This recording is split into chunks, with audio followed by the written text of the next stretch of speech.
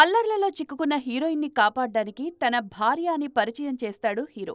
సీతారామం కథంతా ఆ సన్నివేశం చుట్టూ ముడిపడి ఉంటుంది.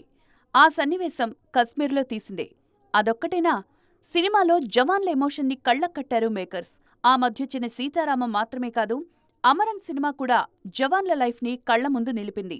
ఇన్స్పైర్డ్ బై ట్రూ ఈవెంట్స్ అంటూ 2001లో కశ్మీర్లో సిచ్యువేషన్ని కళ్ల ముందు నిలిపే ప్రయత్నం చేసింది గ్రౌండ్ జీరో టీం. పాత విషయాలను కొత్తగా చెప్పినందుకు మేకర్స్కి మంచి మార్కులే పడ్డాయి.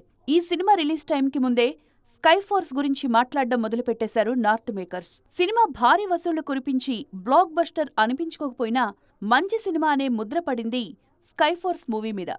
దాదాపుగా అదే కంటెంట్తో తెలుగులో ఆపరేషన్ వ్యాలంటైన్ రిలీజ్ అయింది. ఆలివ్ గ్రీన్ డ్రెస్సుల్లో హీరోలు ఎంతగా హల్చల్ చేసినా స్పెషల్ ముద్ర వేసింది మాత్రం share Shah movie. Ground reality, war దృశ్యాలు, ఎమోషనల్ కంటెంట్ అంటూ ఎప్పటికీ మనసులో నిలిచిపోతుంది షేర్ షా.